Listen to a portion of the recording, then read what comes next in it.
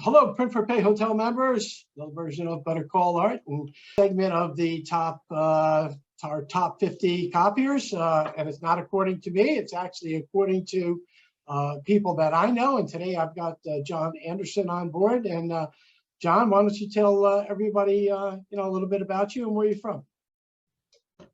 From Tennessee originally. As a young man, moved around quite a bit till I got to high school. Been in Florida for 40 years, and been in business almost as long as you have, not quite, going on 30 years next year.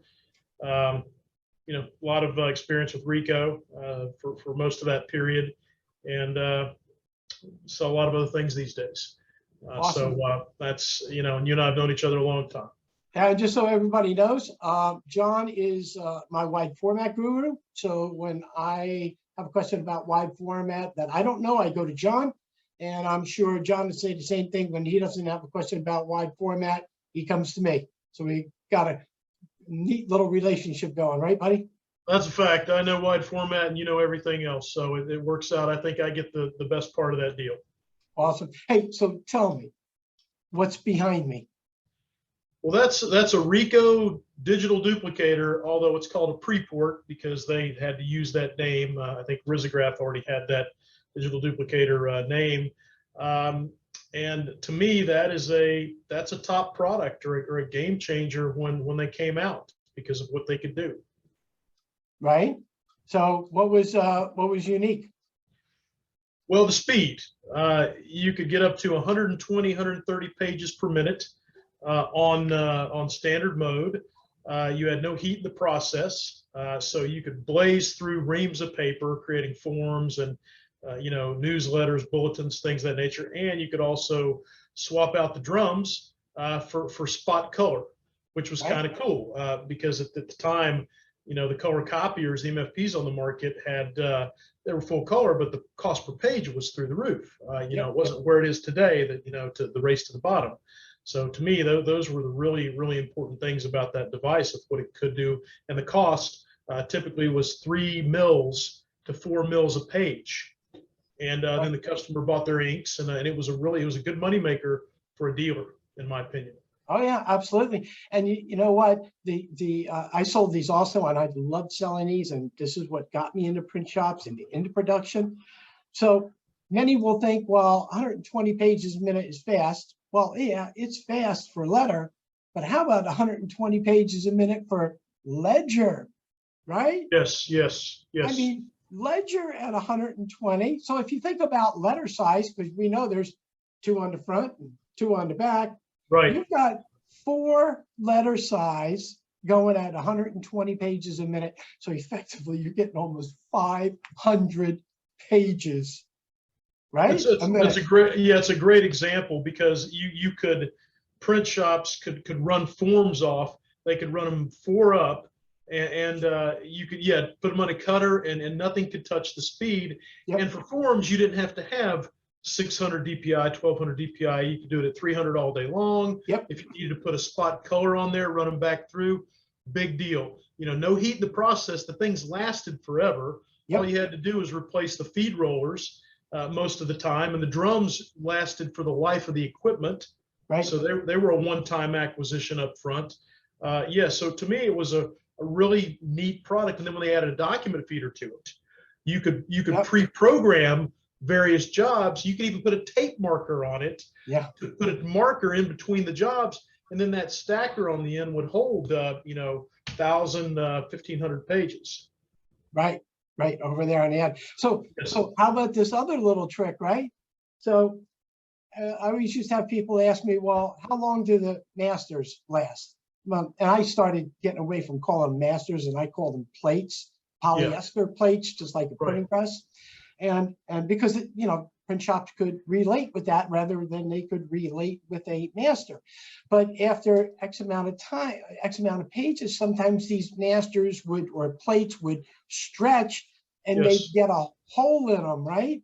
Right. And they didn't want to spend 46 cents for running another poly plate.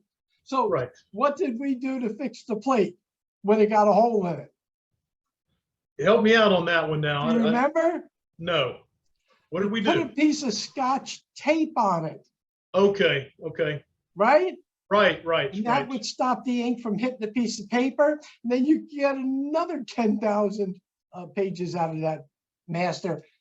Yeah, because AKA plate. you had a chart that came with them that showed your cost per print. Yep. And you had that point where you got down below a penny, so you had a sweet spot run of about, I think it was 200-300 pages per master. Yeah. But most people were running thousands of pages per master, and that's where the dealer made money, is selling the masters, because I think it came with 255 sheets per per box. Yep. And so it was obviously worth the customer's time to get as much out of that possibly that they could. Yep. Before they had to run a new master through it. Yep. So, And at one point in time, I thought this was going to be the next great thing for color, because Ricoh had come out with what they call their TC2. Yes. And the Yes. TC2 had 2 color drums in it at one time. Right. And I was in Japan when they were introducing that. And I go, hey, why not put a TC4 and do 4 color in one pass? Right. Never came to fruition. Well, isn't that what Risograph did eventually? The last time I saw Rizzo was when we were down at iTex in 2015, and they had a full color device there, and I thought it was ink based, but I never really took a look at it because that kind of technology was going on its way out the door. I don't remember. I'm not sure. I don't think that, well, as we know, that didn't take off because you see it all over. But, basically Right. From there, the inkjet, the high-speed inkjet took off, and that was the end of this market. It was, Yes. It's gone, right? Well, yeah. Well, as I was telling you, as we were talking before here, Ricoh only has one pre-porter digital duplicator in the current lineup right now, and I'm Right. sure that's not going to stay very much longer. It's been 7 years since I even Right. sold one, and I haven't sold one in years either. Hey, so question Yes. before we end the call today, and I had Yes. a call with somebody else. Are you finding net new a lot harder this year than any other year? Yes, mostly. But this year is, I'm in one of those cycles where you hit that 5-year period and things are starting to turn over. But net new has not been easy to come by. I agree with you this year. I can't put my finger on it, at least for me personally. Same here. I'm usually in the top 5 in my company, and so far I'm really not even close. I can attribute it, I think, to it doesn't help, but the ability not to get any A4s doesn't help the process. No.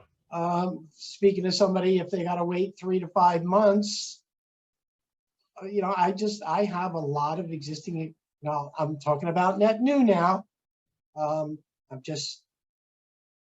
It's just not happening. So. Yeah, the only, I personally consider net new if let's say I've got a customer that has a wide format, but yet a competitor owns the copiers in the fleet.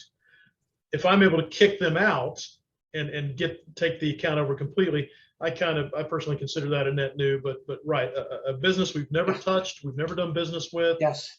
Getting those, yeah, my percentage is very low this year at this point. I've had a few, but it's not like it's not like in past years. Yeah. And I think the economy is starting to weigh on that. I think people are thinking about interest rates going up. Do we want to invest in tech right now? That the supply chains are still here. They were telling us in January they would be gone by this. We'd be out of this by July or August. And why should I even think about another machine when somebody's going to tell me 3 to 5 months? I know what's going on in the industry. I mean, these are what clients are thinking. So Right. Maybe I wouldn't even talk to that salesperson. I'm just gonna, I'm gonna just stay status quo until things change a little bit better. Yeah, it's not been as easy to engage with a new customer. Again, there's probably some solid reasons for it. I can't figure them out right now. I'll take what business I've got coming to me, whether it's existing clients, upgrades, what have you. I'll take what I can get. Yeah, and I am happy because I am getting placements for where I am knocking out competitive equipment with an existing account. So that counts. I mean, because you are increasing the dealership you work for, you are increasing their clicks, right? Anytime you displace a competitor, Yep. whether it is in an account that you do IT services for, maybe phone systems, maybe you've got a wide format product, some specialty product in there. But anytime you can get in there and displace a competitor, that is, I consider that a net new placement, and you've done it. You know, you've done a good job. Others may not consider it that way, but that's how I feel. Right. Hey, John, I want to thank you very much for your time today and coming on the show. Absolutely. Thank you so much for having me. I really appreciate it, Art. You're welcome. And you know, what do we say? The harder you work, the luckier we get, right? That's what you've been saying, and it's true for you just about all the time. The harder you work, the luckier you get. Yeah, and we all like getting lucky, right? Yes, sir. Let's keep doing it. All right, we'll talk to you soon, buddy. Thank you, man. Have a good evening. You too.